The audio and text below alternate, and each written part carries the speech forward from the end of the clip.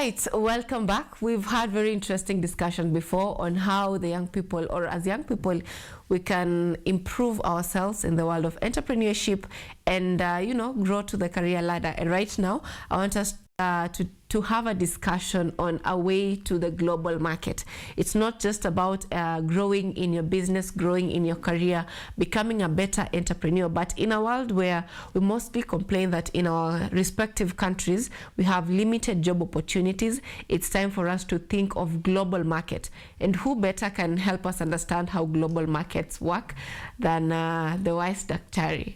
Daktari, karibu sana. Welcome to the show. Welcome. Kindly introduce yourself to our viewers back at home. Okay. Well, thank you so much for having me on, first of all. My name is Dr. Krystylle Richardson, and I am a wealth innovation strategist. So I help people understand, just simply put, how to go from creativity to cash flow.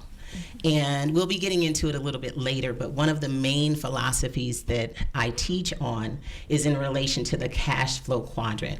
And I really love the ladies that you had on earlier. They were all over my subject matter because it is the essence of what we need in life, is understanding how to go out, be who you want to be, do what you want to do, but make money at it and have global impact. So I'll be talking about the cash flow quadrant in a moment. But I've been to about 40 countries doing what I do, teaching entrepreneurship, leadership, innovation.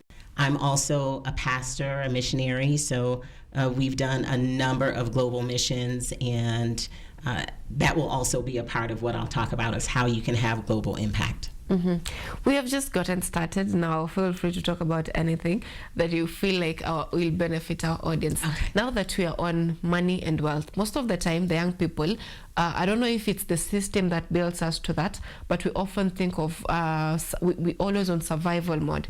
I want to get money for this, I want to get money for this, and often we forget that, okay, we can also build wealth.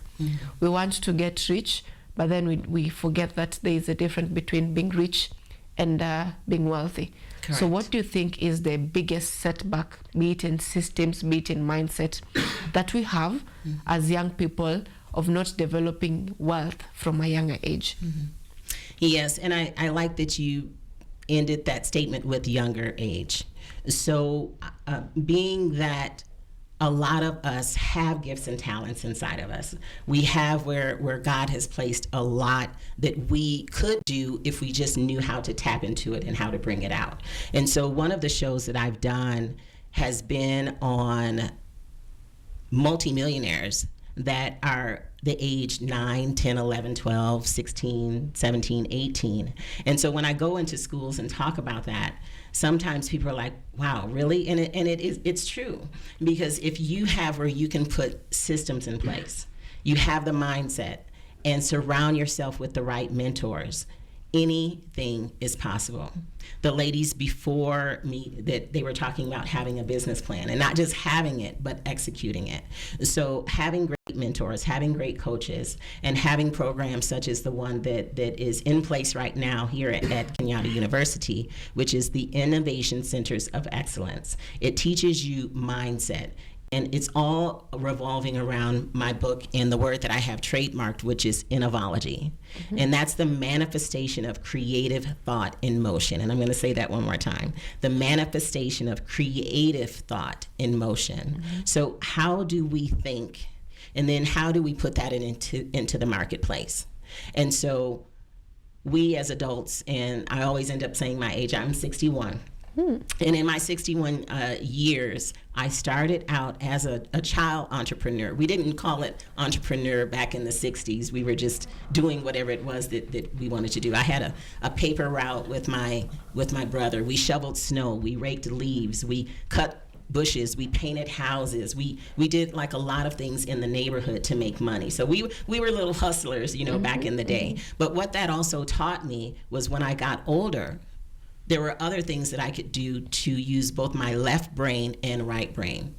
You see, related to how we bring up our children a lot of time in school, pick something and then run with that.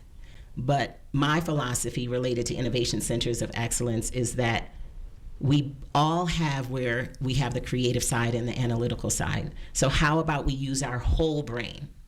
And when you do that, and when you look at people that are multimillionaires, whether it's Elon Musk or Jeff, Bezos or anyone like that, they have utilized a number of skills related to both left and right. So we teach that in Innovation Centers of Excellence, and then teach you how to monetize that and have impact. You mentioned wealth, and you mentioned being rich, and some various things related to money. Money is important, but if you don't have the mindset and the right skill set to know what to do with it after you get it, it's just going to dwindle away. We all probably know numerous athletes, actors, actresses that have had wealth and have lost it because they did not have the right systems in place. So we do what we can to teach entrepreneurs not just to have a job, but to have where you do what I call element 10, and I can get into that in a moment, or I could talk about it now. It's up to you. It's okay. We can still get into it. Okay. So element 10 is a philosophy I have, and it's been featured in USA Today, Yahoo Finance, and other publications, that every single person should have at least 10 sustainable and substantial streams of income at any one time. Now, I did not say 10 jobs. I said streams of income. So on the cash flow quadrant, you can be an employee, you can have where you have a business, you can have where you systematize it and other people run your business, and then you can have investments. We teach young people how to operate in all 4 quadrants, and then diminish over time the left side where the employee portion is, so that you systematize what it is that you know, hire other people to run the business, and then you can spend your time building another business,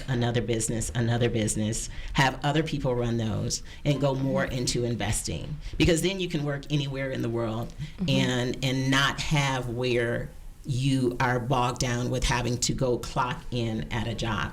And who really wants to do that? But you have to start somewhere, right?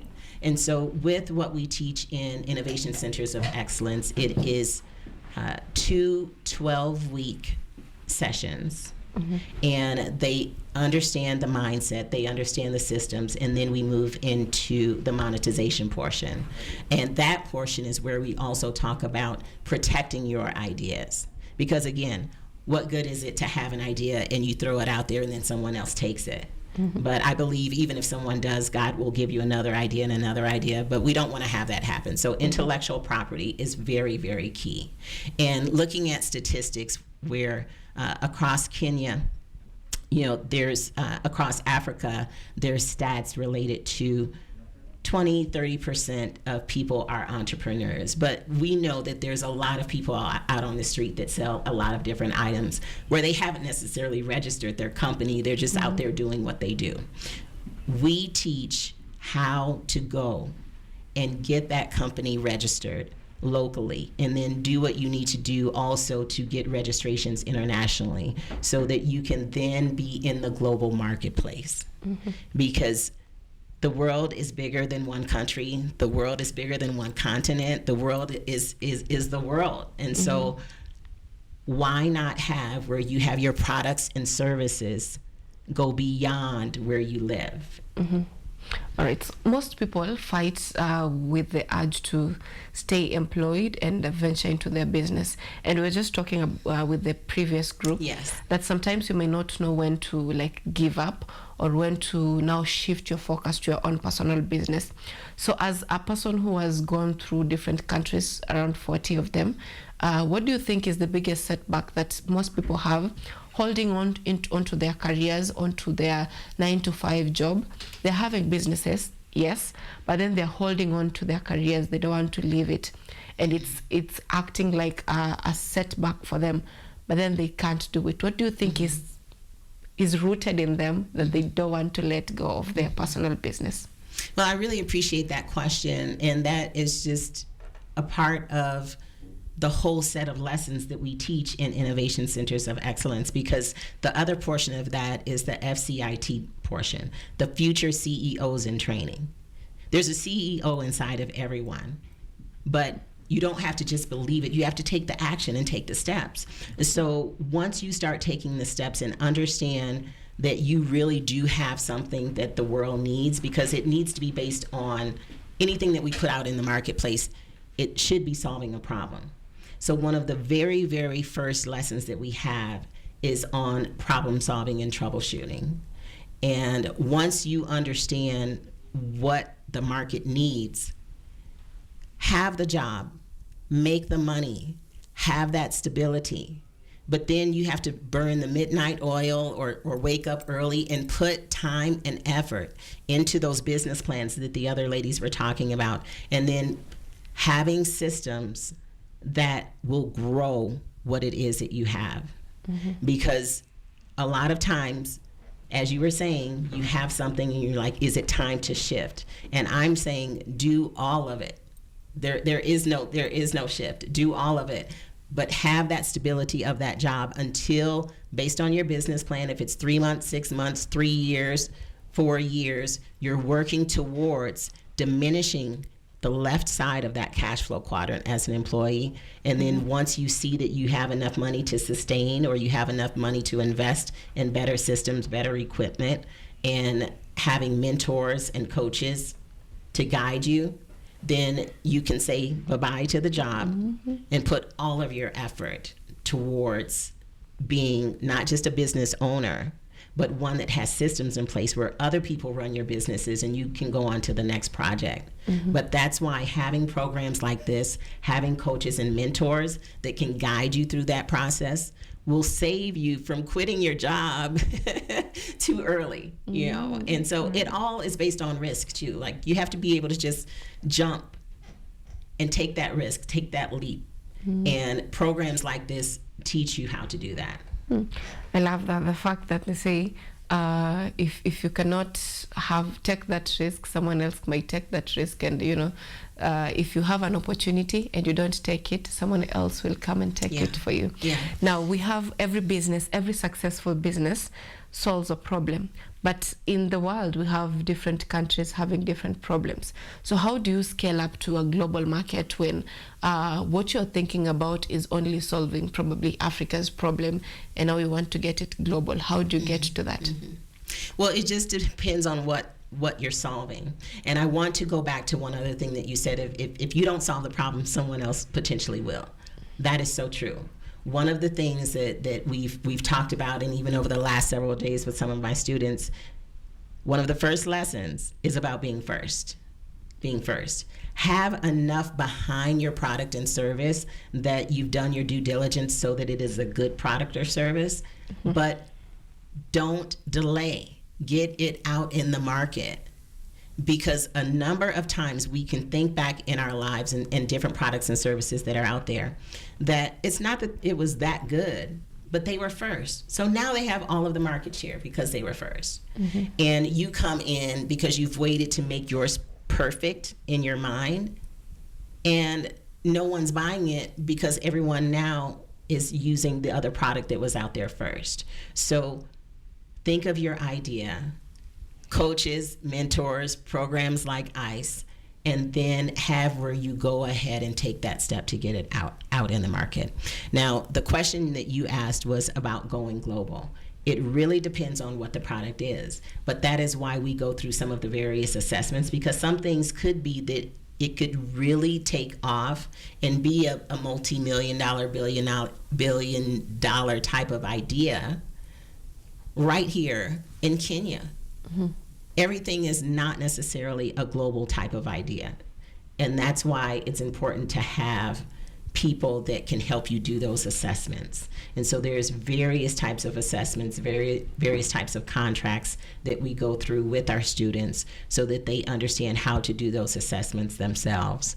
And if it is something that is meant to be global, then we help to put the extra protection around it and get them mentors in some of those areas in those other countries, because I have a wide variety of people that I know that God has blessed me to know, and that I can dial up at any time to help mentor some of the young people. Now that you talked about your connection, they say that your network is your net worth, but then you have to bring worth for you to have a successive network. Yes. So as a young person, if you want to get into this, most of the time young people only have their degrees. Probably they've done this business for like 2 years from the time they were in campus, and now they're looking for investment. They may not be able to have huge networks. How do you get to these platforms, or your name being mentioned in such places, if you're a young person with only your degree as your qualification? Right. So even before you even have your degree, while you're still in school, such as some of the students that are in the Innovation Centers of Excellence program, you can earn certifications. And so we do certifications through ICE. We also do micro certificates. So if I teach, for instance, on Tuesdays for the 12-week programs, what we do on Saturdays is I give them case studies, and they have to go through and analyze it, come up with the statistics, come up with the problem that they solved, and be able to present it, to pitch it. And then based on that, they can earn a micro certificate.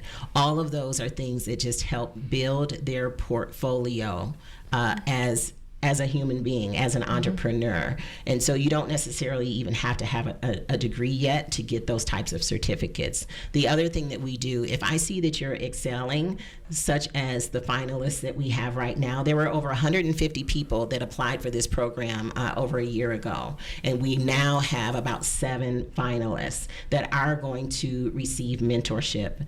They are going to receive various types of scholarships. They are already published authors now, as part of my book that came out just 2 weeks ago, Innovology.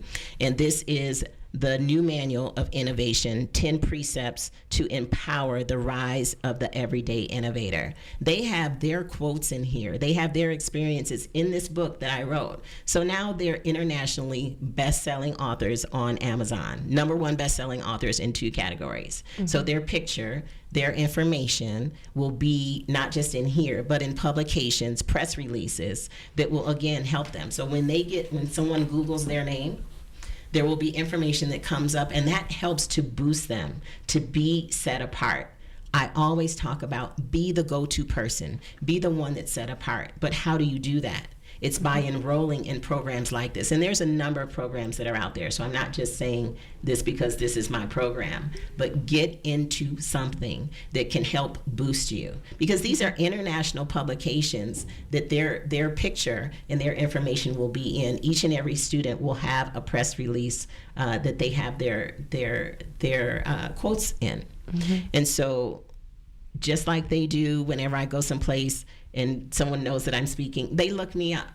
And if someone looks them up, what do they see on their social media? What do they see in the news? What do they see that sets them apart and makes them have something that's newsworthy? So those are things that we help them with. And then depending on who I connect them with from a mentorship perspective, again, another release, another publication saying that they were aligned with this person or with that business. And then that is, again, something that helps them to be set apart, to be the go-to person. The troubleshooting skills, the problem-solving skills, using Six Sigma, risk management, risk assessments, various types of analysis. When you get those tools in your toolkit, you can use it no matter what your major is. No matter what you're interested in, all of those things are important, because every single situation, even right here, there's risks to broadcasting and and publicity. There's risk to engineering. There's risk being a pilot. There's even risk being a cook. Like whatever it is that you want to be in life, or to have as one of your element 10s, one of your 10 sustainable and substantial streams of income, understanding risk, understanding problem solving will do this to your income, will do this to your impact, and will do this to you having the life that you deserve and that you want. All right. You mentioned earlier that you talk to young people 9, 10, 16 years who are millionaires. And from what you've just said, I noticed that it's never too early to begin being an entrepreneur. It's never too early. The earlier you begin, the better you get. When they ask you for 30 years experience, you'll be like, yeah, you know what? I used to sell something when I was a 9-year-old. Right. Now let's talk about faith and purpose and how do you combine this with being a successful entrepreneur? Faith and purpose. Faith and purpose, definitely. So as a young girl, when I was 4 or 5 years old, my mom and my dad, they sent me to kindergarten with my little plastic briefcase and told me I can be anything I want to be and I can do anything I want to do. And so I believed them, but I was met with bullying in school. And so I really had to just dig in and rely on God to help me through that, because that was when I was 4 or 5. I poured myself into my studies. I poured myself into music, into sewing, into dance, into anything, cooking, anything that was creative. And when I would come to school and present a project and get an A+ on it because of something I uniquely made, that caused more bullying. So it was something that helped excel me, but it was also something that made me have like self-esteem issues because of being bullied. And that went on up through junior high school, and even on through adulthood. And so as an adult, I had been to a lot of the countries that I mentioned. I had done a lot of things and had climbed the corporate ladder to be a vice president in a major company. But I still had that little girl that had purpose in her life, but had where there was a certain personality type that I allowed to still bully me. So it wasn't until age 50 that I said no more. And when I said those 2 words, no more, that propelled me mentally to be able to really step into my purpose. And so people who knew me and like, oh my gosh, she's so strong, she's done this, she's done that, didn't believe that I ever had anyone bully me. But there's a lot of people that are going through a lot of hidden difficulties. And so if you have where your faith in God is your foundation, then you can make it through anything. And that's what I've had to rely on my whole life. My parents, they brought us up in church, and they told me I had a purpose. But sometimes I would listen to the voices of the bullies as opposed to the voices of the people being positive in my life. So I feel that it's very important. Again, I go back to having coaches, having mentors, having spiritual guidance. Make sure that you're involved in a Bible-believing church, because there's a lot of churches out there. So Bible-believing church where you can have God carry you through anything. We just did a summit, a festival with youth just even a few days ago, and some of them mentioned that they didn't have any hope, and some mentioned that they did have what they knew what they wanted to do in their life, and other people had a lot of different things to say. What it comes down to is, do you believe who God said that you are inside? Do you believe who God said that you are? And if you do, then there's nothing that can stop you. No bully, no distraction, no fire that can come up, no giant. There's nothing that can stop you, because your faith in God is what can carry you. But you have to carry that by having where you're in the Word every single day. Right. And having faith in yourself and having faith in God.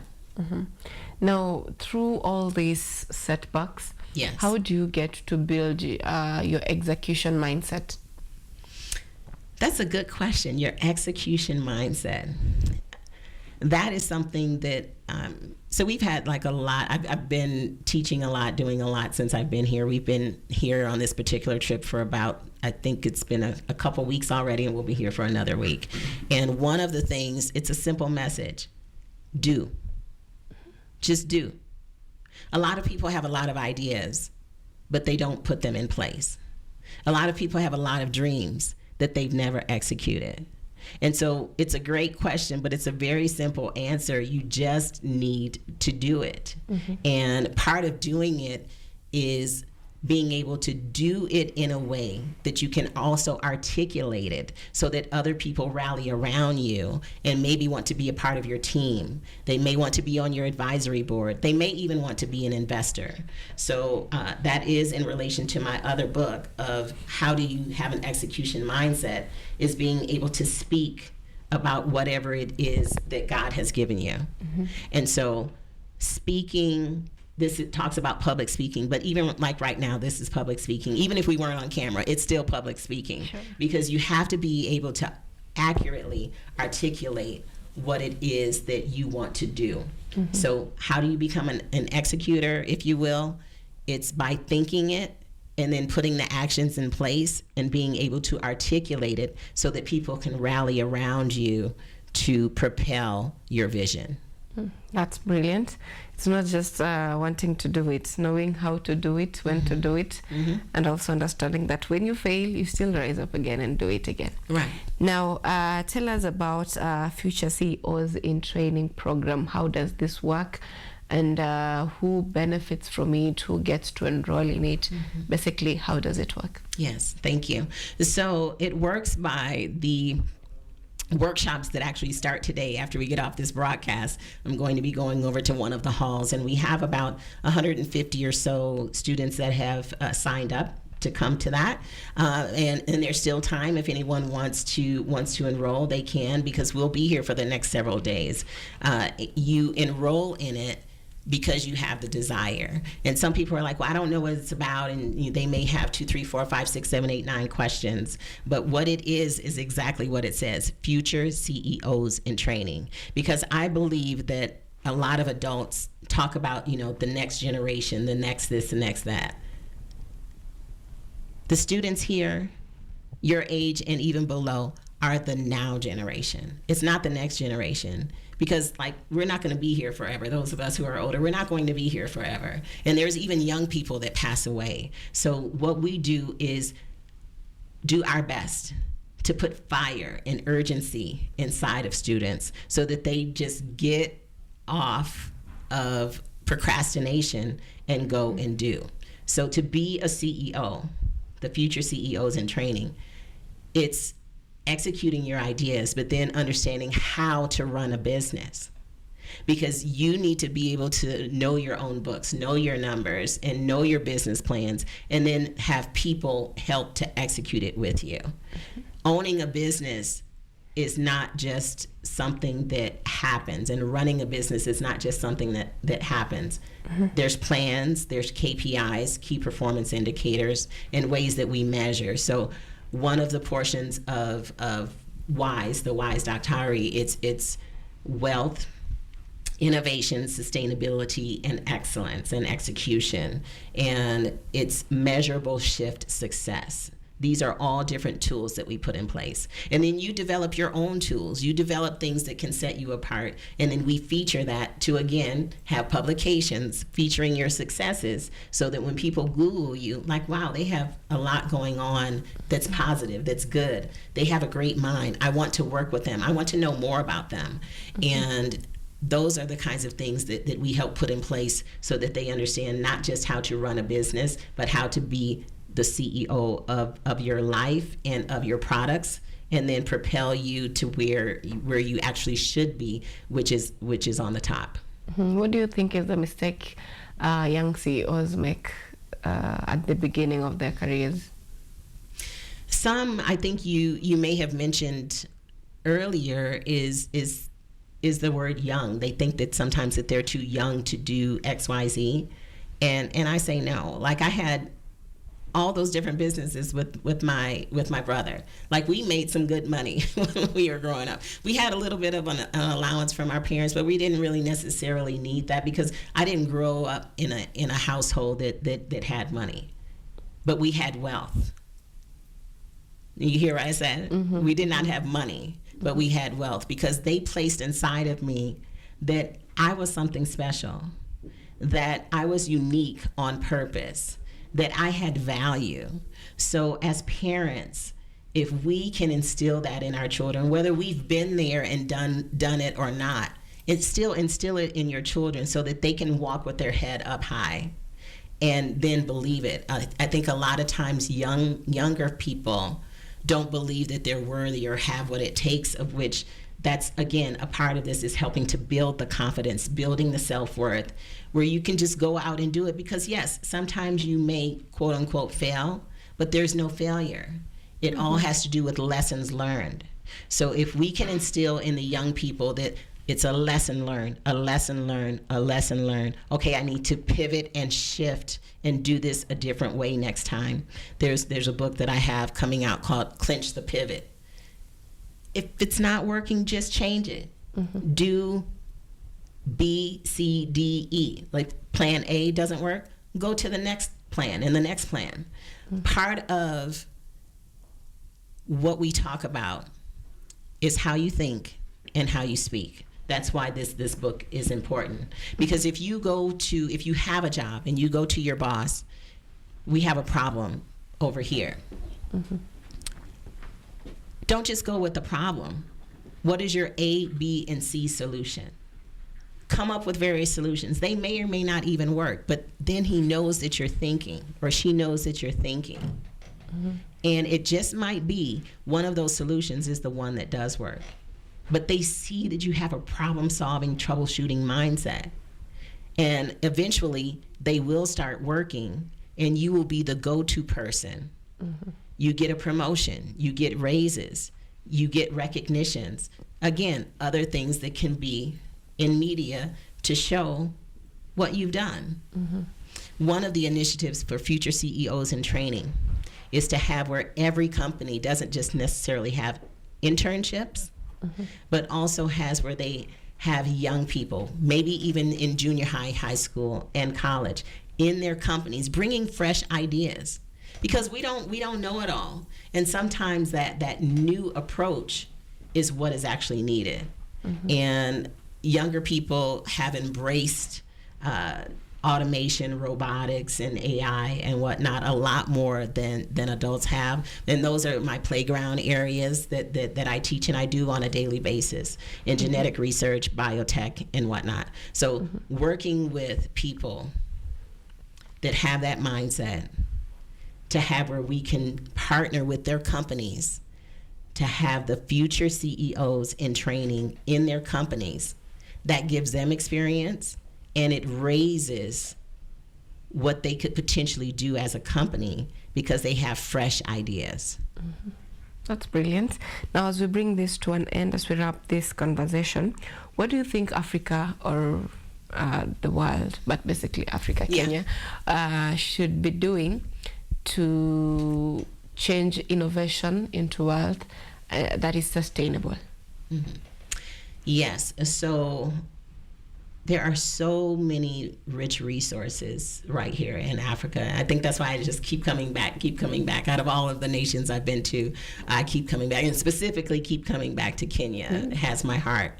And so when I ask questions in the various presentations I do, whether it's in universities or schools or churches, I've spoken to thousands of young people across Africa.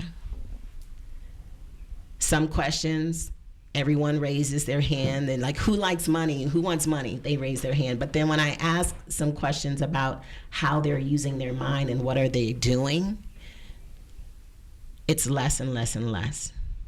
So sustainability, substantial income, can only come going back to what we already talked about, which is doing. But doing in a way that has systems around it. And that's what Innovation Centers of Excellence is. That's what Future CEOs in Training is come into these types of programs. Get the help, get the mentorship, do your best. It takes work. I don't play related to the quizzes and the tests and the different things, and even the speaking, how my students speak. Everything is set up in a way to have them be set apart. So how do we have sustainability? Enter programs like this, do the work, so that you then can come up with your own business, your own products, and just get out there and do it. There may be some setbacks, but if your mindset is on the fact that you have purpose, that God has placed something inside of you that the world needs, just keep going, keep doing, open your mouth, ask for help, and partner with people who've been there, and let God do the rest. I love how you ended it. Let God do the rest. Thank you so much for Thank you. Dr. Wise, the Wise Doctor. Thank you so much for making time for us this morning. And I'm sure this has really been helpful to our viewers back at home. They're now a step ahead from where they were before they began hearing this interview. Right now, they're thinking of going big, or if they were reluctant on doing what they're intended to do in their businesses, they're ready to do it. Thank you so much for making time for us this morning. Thank you. All right, now to our viewers back at home, this has been the discussion on helping you go global, having that mindset to go global.